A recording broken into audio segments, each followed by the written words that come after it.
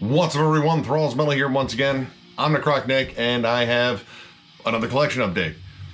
I know I said I was going to lay up the distros, kinda. I really wasn't serious, apparently, because I went back, and this time I hit up Hell's Headbangers, and I was going to hold off on ordering a bunch of stuff just because I ordered a bunch of stuff earlier, but I saw some releases there that I didn't want to chance, just in case someone picked them up first, and yeah, that was kind of what drove it. But this one ended up being kind of interesting because I got a lot of stuff from the 90s as well as some current stuff. In fact, some new releases that weren't part of that, just regular Bandcamp orders and stuff that I just picked up in the record store. So I got a nice little batch of stuff here, and we're just going to get right into it.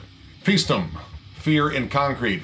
This is this band's debut album. This is a grindcore band from Finland and features former members of Offgrund, which apparently that band is in dispute over name, rights, whatever, but that's what came up when I looked them up. But this is just grind as hell. I absolutely love it. The drums here are absolutely flying at all times. It really has a fierce, like, repulsion feel to the drums, but it's kind of more on the gnawsome side as far as like the more grind elements, or like the guitars and bass and such.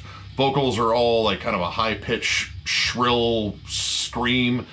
Absolutely nasty energy. It just bullet trains through each song on here. But there are some really cool moments in here, namely they actually sampled Trailer Park Boys. All of a sudden, in between tracks, I hear Leahy talking about a shit leopard that doesn't change the spots, and I definitely appreciated that. That was pretty damn hilarious.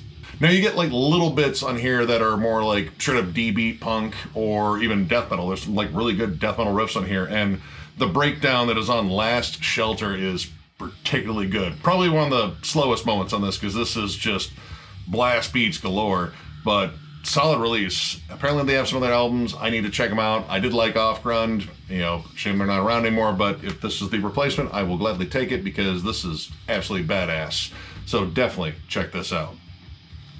My Dying Bride, Turn Loose the Swans. So their second album came out in 1993 on Peaceville Records.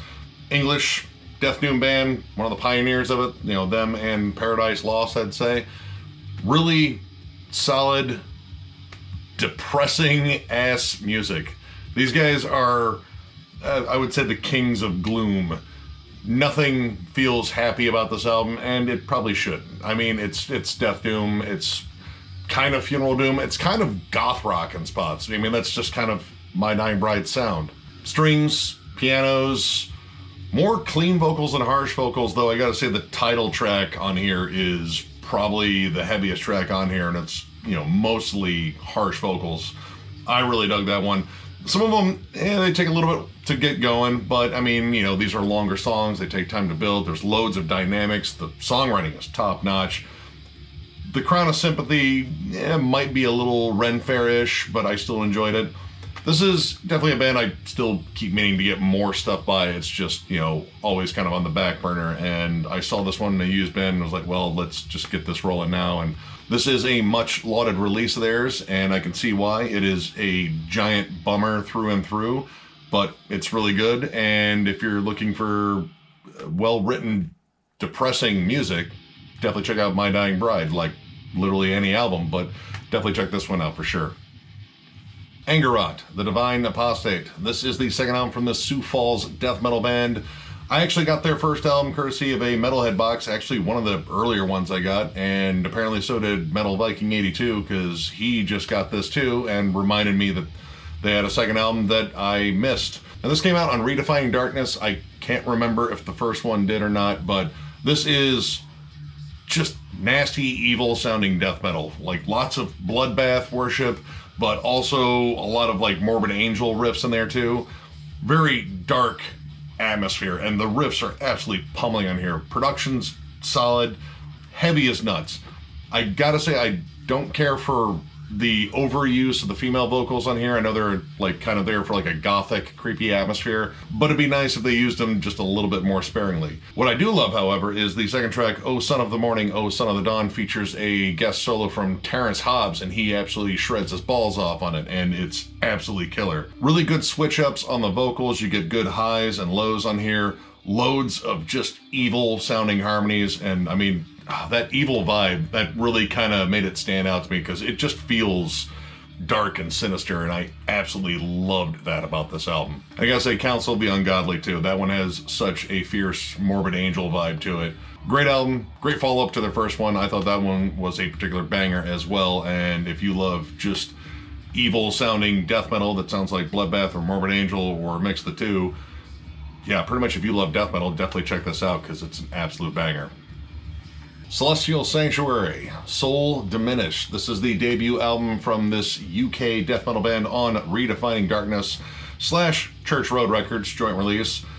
I know several of you guys have brought this up in the comments, and honestly, we should have reviewed it, but it's here now, and my God, I can see why we should have reviewed it, because this is absolutely awesome. This is bone-crunching, old-school death metal, unbelievable amounts of groove. It has such an old-school feel to it. Definitely reminded me a lot of like Bolt Thrower, Obituary, Autopsy, but I mean, if I was going to compare it to a more modern band that sounds really old-school too, Gatecreeper. It has a fierce Gatecreeper vibe to it.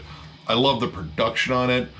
The drums sound so giant on this, and it has a fierce low end to it, which makes it so much sludgier. The opening riff on the title track is so damn good. It's kind of death doomy, but not quite. It kind of works on that border. Lots of great guitar interplay and a surprisingly good amount of melody, and not just like, you know, melodies for death metal people. Like, there's some really legit kind of pretty melodies, but then of course they return to just beating you over the skull with a hammer. Love this release.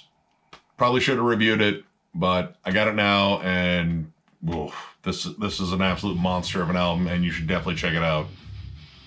Absu, In the Eye of Ioldanach, I think that's how they pronounce that. This came out in 1998. This is this Texas black metal / thrash metal band's third EP overall. This is the 2020 reissue on Osmos. I saw this, and again, this is another band I've been meaning to pick up more by because I love what I have by them.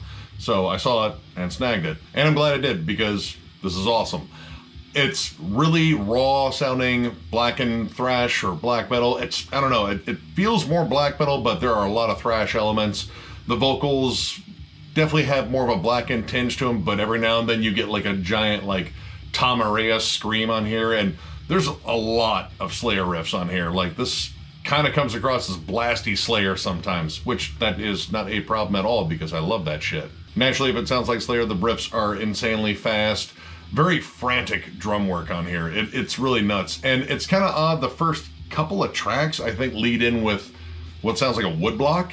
Like he's just hitting a woodblock. It doesn't sound like a cowbell or him hitting the sticks together or anything. It sounds like a woodblock. Something I noticed. Now, one of the issues I had with the mix, though, I think the vocals are way too out front. They either need to bring up the rest of the band or bring Prescriptor back a little bit. But I dug the music overall, and it has some bonus live tracks in here, which they absolutely rip through, and they sound amazing. And it's kind of interesting because the live tracks and the studio tracks actually have almost kind of the same feel. It has like that live feel to them. So yeah, I definitely dug this, and I'm definitely on the hunt for all the Absu I'm missing, which is still a fair amount. So yeah, hopefully I find those. So yeah, if you like blackened thrash or black metal, there's maybe a good chance you already know who this is, and you should definitely pick up this if you don't have it already. So check it out. Comecon, Converging Conspiracies. It's Comecon or Comecon. I don't think Comecon doesn't sound right at all. This is their second album, came out in 1993. This is the reissue though on Floga Records from 2018. And I've been meaning to actually pick up some because forever ago I got like a Nuclear Blast sample that had MP3 tracks on a CD, and I've had one from their first album. I think it was the opening track, Dog Days, on their first album. And I assumed that it was the same lineup on each album. Granted, it kind of is, but this band's kind of interesting in a couple of senses. One, they've never actually had a real drummer. Now, despite them actually listing a drummer, it's a made-up name. And I found that out actually looking up their bio, which is kind of interesting. And you can tell it's a drum machine. And the other interesting fact is they've had a different singer on each of their albums. First one was LG Petrov. This one is Martin Van Drunen. And he does the Martin Van Drunen thing, which, I mean, I'm definitely familiar with it. It's pretty straightforward death metal. The production is a little thin, and it's kind of, I don't know, goofy sometimes. There's a weird mouth harp part on the Ethno Surge, which just makes it kind of sound, I don't know, a little silly, or at least silly for death metal. I don't know. But the songwriting is kind of all over the place. There's moments where it seems like they're trying to go for something a little bit more technical or progressive, and it just kind of comes across as we were screwing around and we kind of lost the song a little bit, and then we had to kind of bring it right back. But there are some fun tracks on here. I want to say Pinhole View and Worms both have like some punkier aspects to them that I liked. And they did a cover of Dr. No's God Told Me To, which they did a pretty good job. And hearing Martin Van Drinnen do punk is, you know, kind of interesting actually. Overall though, I really didn't dig this one that much. I still want to check out at least the first album just because LG is on it, and I mean, I'm a huge Entomb fan and I miss him sorely. But yeah, this one, not so much. But I got it. It was part of the whole Hell's Headbangers thing that I got, which this is where it starts. And yeah, all right, not a great start to it, but still check it out, form your own opinions. You may love this. I thought it was okay-ish. Check it out though. Entrapment, Lamentations of the Flesh. This is their second album, came out in 2014 on Soul Cellar Records. This is a Danish death metal band that is now defunct, and the name might sound familiar because I brought them up before. Actually, I brought them up not too long ago because I got their last album. And this is the only one I was missing, and this one might be my favorite. I'm glad I got this one as the last one. This is very much in the realm of Swedish death metal, though there's a lot of thrash and like D-beat punk to this. The production's very raw, it's very kind of crispy sounding. The guitars sound just like a little bit extra dirty, and like there's a little bit more gain on them. Pretty much it reminded me of like a mix of Pestilence, Dismember, and Death. All good bands, and it kind of comes together really well on here. I really like the lead work on here too. The lead work I thought was varied, it had a lot of feel to it, and they would even go off the reservation a little bit as far as the leads. There is one on here, I can't remember which track, but the lead actually had like a country twang to it. It kind of caught me off guard, but honestly it was pretty damn good. And again, I liked all the leads just because they varied them up. They didn't try to repeat a lot of ideas. They weren't all just like squealy dive bombs and shit. They actually had a lot of really cool melodies to them. Nice high energy death metal, strong songwriting. This is probably my favorite of all their albums, and now I have all of them, so completed that one. So yeah, definitely check this one out. This is a legit banger from them. Funeral Leech, Death Meditation. This came out last year on Dawnbreed Records / Carbonized Records. This is the debut full length from this New York-based Death Doom act, and missed this one last year. I saw it was coming out, and I think I saw it was only available for digital download and vinyl at the time. I don't do either of those, so it kind of flew by the wayside, but I found a copy, and holy shit, this is really, really good. I love the production. I think the drums could use a little bit less compression, but that's about it. Like, the guitars sound so doom-laden and disgusting. I mean, actually, exactly what you're going for in Death Doom. There are a lot of cool vocal dynamics on here.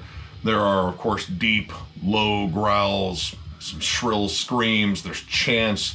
There's even a section, I believe, in The Burden of Flesh where it's layered whispers and both going forwards and backwards. So it really creates this creepy static effect. And one thing I definitely have to say about this album is this doesn't let the atmosphere overpower the riffs, because this is riff central.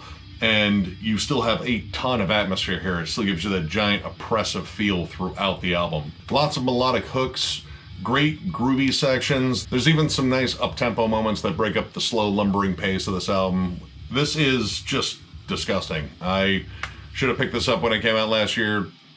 Might have ended up on my year-end list. I don't know. This is some damn good Death Doom. I definitely know that. And if you have not checked out this band, check them out. They are off to a good start. Snagged a pair of reissues. Got a couple from Loudblast here. We have Disincarnate. Their second full-length album came out originally in 1991. And their first EP, Cross the Threshold, which came out in 1994. This is an absolute banger of a second album of theirs. Their first album was definitely more thrash. I still don't own that one, but I will eventually because I really do love this band. This is definitely them crossing more into death metal territory.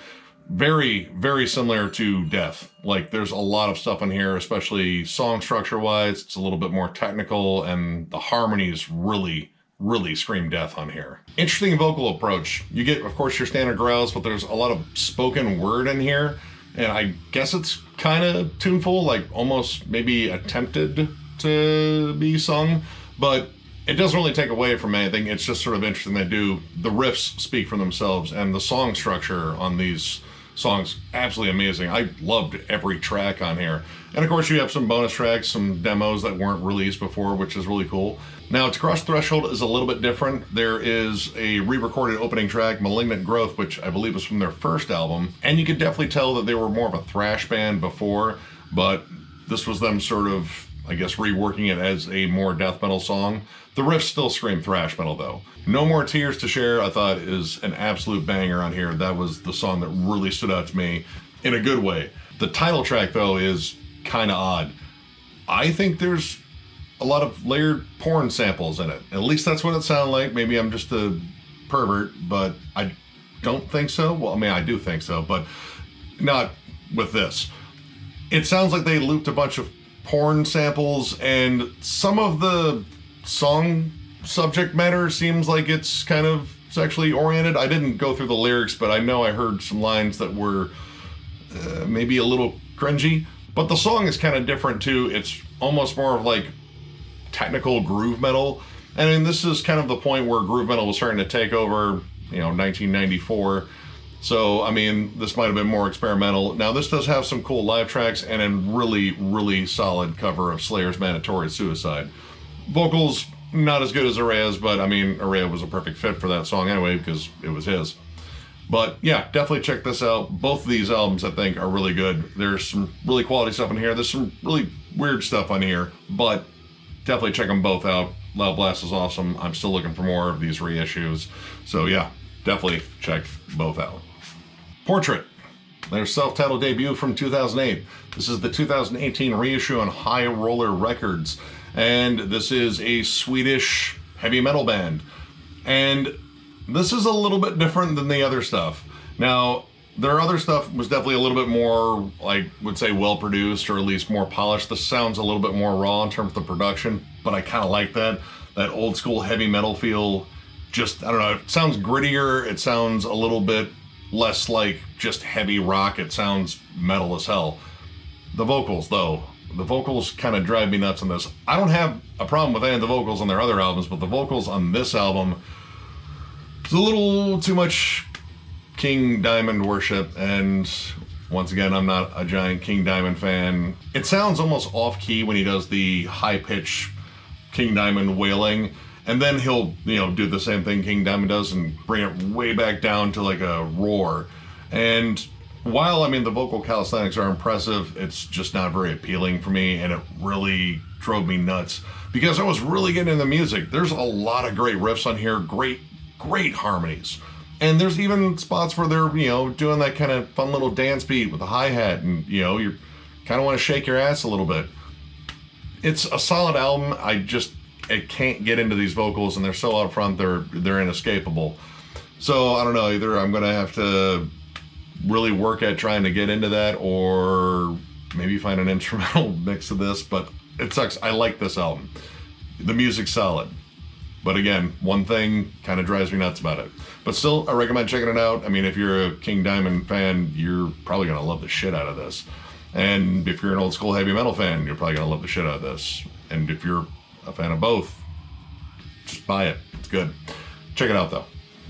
Pounder, Breaking the World. This is this Matt Harvey fronted heavy metal act's second album, came out on Shadow Kingdom Records, and I like this one better than Uncivilized, and I thought that one was pretty good. This one does something very important for me. It skips over the power ballad. There was a power ballad on their first one that just kind of drove me nuts, and I'm just not a power ballad person, but this one sticks to classic heavy metal with a nice heavy approach. Matt kept his like kind of thrashier tone on this, and it kind of gives it a little bit more power. And the other guitarist is Tom Draper from Carcass, their newest addition, and he absolutely rules on here. The solos are just absolutely awesome. And Matt works well with him with the harmonies and everything. And that's not just guitar harmonies. The vocals are actually better in here. One of my gripes on the first one was Matt has been growling his guts out for years, and the singing, you know, I think it seemed like he was a little kind of like new to it, but he really wanted to do this project, and that's one of the things I love about Matt Harvey. His passion for metal comes out in all of his music.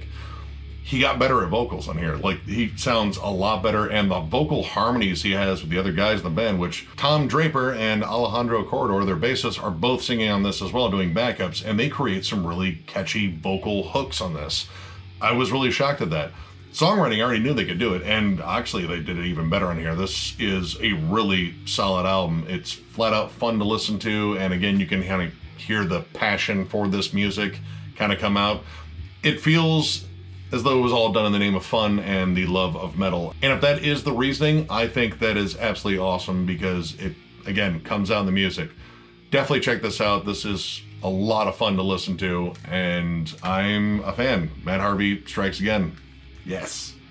Rigor Mortis, Slaves to the Grave. This was this band's final album, Texas Thrashers. This came out in 2014. It was self-released by the band, and, well, unfortunately, tragedy seemed to follow this band. 2 years before this was released, Mike Scatia unfortunately passed on, and that dude was a super underrated guitarist in my opinion.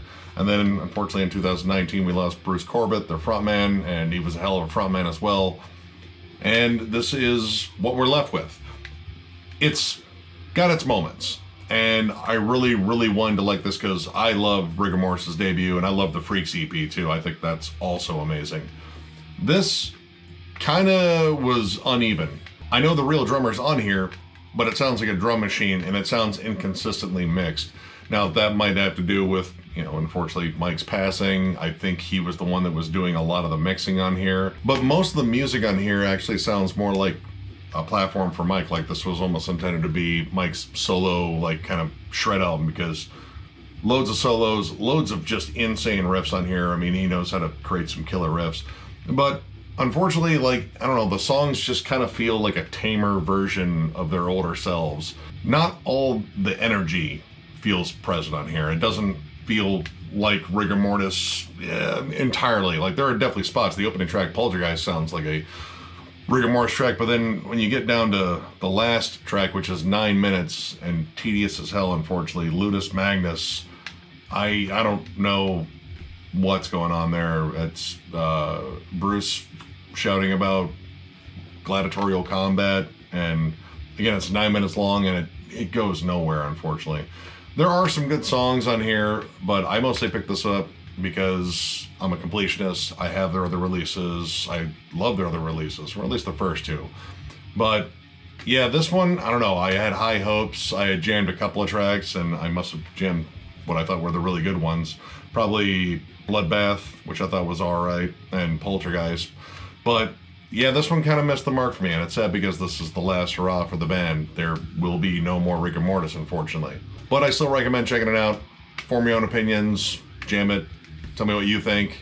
I thought it was kind of okay, but, you know, for, unfortunately, a final album, I don't know if they were going to record after this because they had other projects and such. I don't know, it kind of left me wanting a bit more out of it. But still, again, check it out. Rippikoulu Ulvaja, I think that's how you pronounce that. I'm not pronouncing any other words on here just because it's Finnish and it's difficult. So obviously, Finnish band, Death Doom, they have two pretty legendary underground demos that I definitely want to get my hands on, but I found this, and I got a chance to see these guys at MDF in 2019, and they were absolutely killer. They just flat out crushed it live. So I saw this 2014 EP and decided to snag it, and it's pretty good. It's kind of close to what I heard live, though they played a lot of older stuff too. I think they might have just played the title track live while I was there, because I did recognize a lot of melodies that were in there. This is Death Doom, but I don't know, it kind of gets close to Funeral Doom. There are no cleans in terms of the vocals. It's all kind of a throaty, kind of raspy gurgle, which I kind of got tired of the vocal delivery. And the album has kind of one pace, which is very slow. There's not a lot of spots to break it up, which I know on the earlier demos, they definitely had their slow moments, but they definitely knew how to pick it up and kind of break it up with more dynamics. This sticks to one very slow and very somber and depressing gear, but it's still effective. I will say though, it does sound like one long track though, which, I don't know, I kind of wanted something that would break it up a little bit more.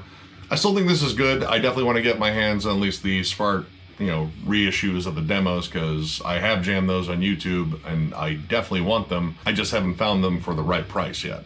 So I'm still going to keep hunting for that, but still definitely check this out. If you're looking to be depressed and listening to that My Dying Bride album wasn't enough, if you already jammed that, have a second helping of depression.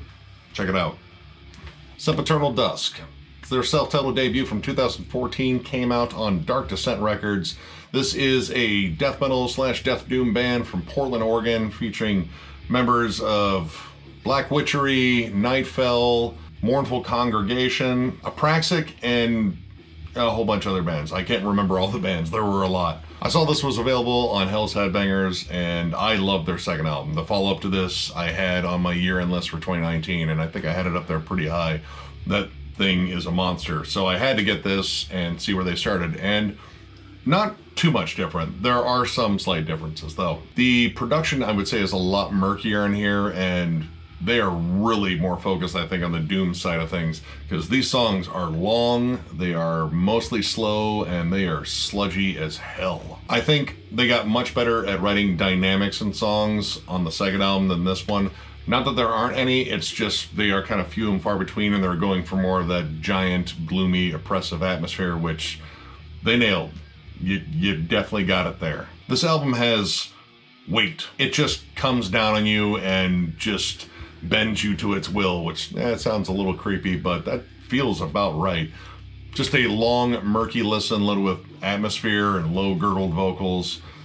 I like this one. I think their follow-up is a lot better. I think that one's in a different class, mainly because I had it up super high. I think I had it like even over Mortiferum, which very similar, but absolute banger of an album. I thoroughly enjoyed this, and I hope they get back together and write something else, because it seems like these guys are in a lot of different bands, so they're perpetually busy, but I hope they find time to do a monstrous follow-up to their last one. But yeah, this is a solid starting point for them. This is a really good album. I strongly recommend checking out this band in general, but definitely check this out.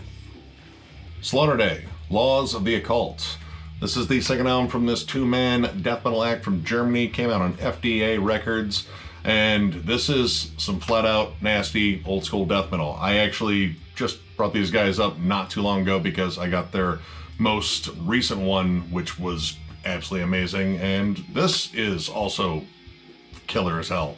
I don't know if it's as good as the new one, but this is just some really good flat-out old-school death metal that actually kind of blends like Tampa and Stockholm.